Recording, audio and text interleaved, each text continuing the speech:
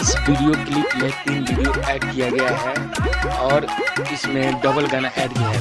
2 minute 30 second के बाद से एक नया वाला सॉन्ग है एडिट किया गया है, आप उसे भी देखें। और ऐसे ही video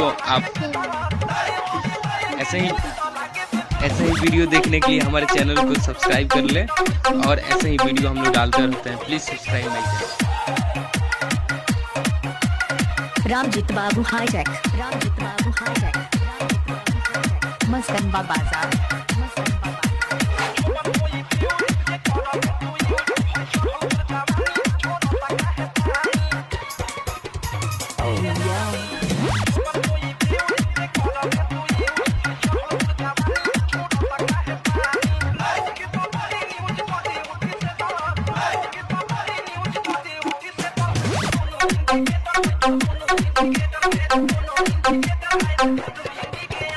Ramjeet Babu hijack,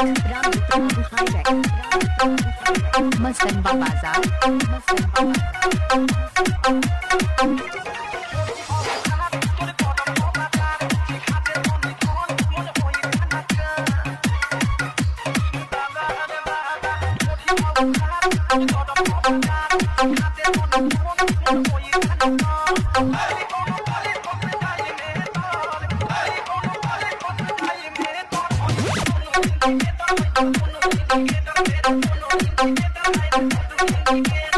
Ramjeet Babu hijack, मस्तनबा बाजार।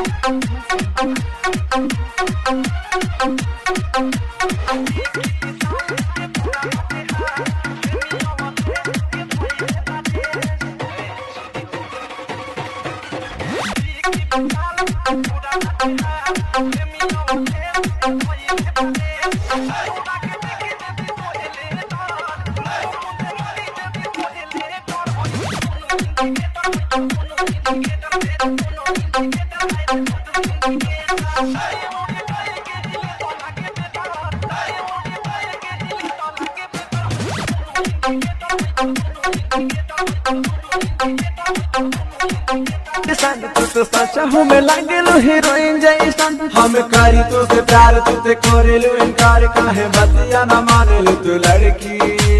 अच्छा है रे पातर की, है रे पातर की, है रे पातर की, है रे पातर की, है रे पातर की।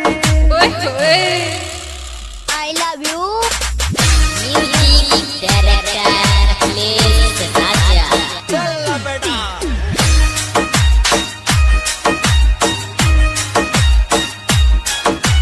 चेहरा लगेला जैसे चांद गोरिया, तुझे दिलवा में बस गइलू जान गोरिया। तोहर चेहरा लगेला जैसे चांद गोरिया, तुझे दिलवा में बस गइलू जान गोरिया। ऐसे करा ना गुमाने हम बानी परेशान, काहे बतिया ना समझले लड़की।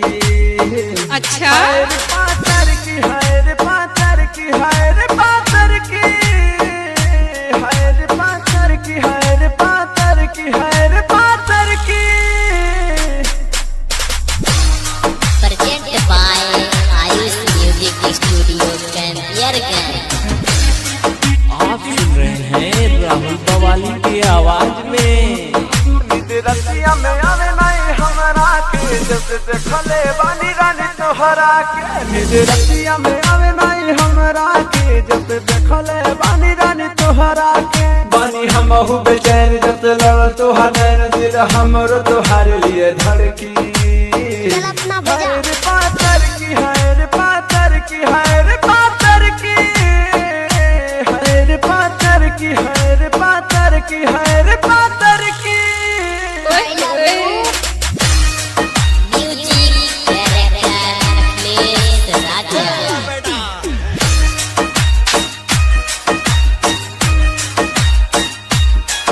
तोहर राहुल बवाली दे साथ गोरिया, हम जानता नहीं कर लो तू प्यार गोरिया। तोहर राहुल बवाली दे साथ गोरिया, हम जानता नहीं कर लो तू प्यार गोरिया। अगले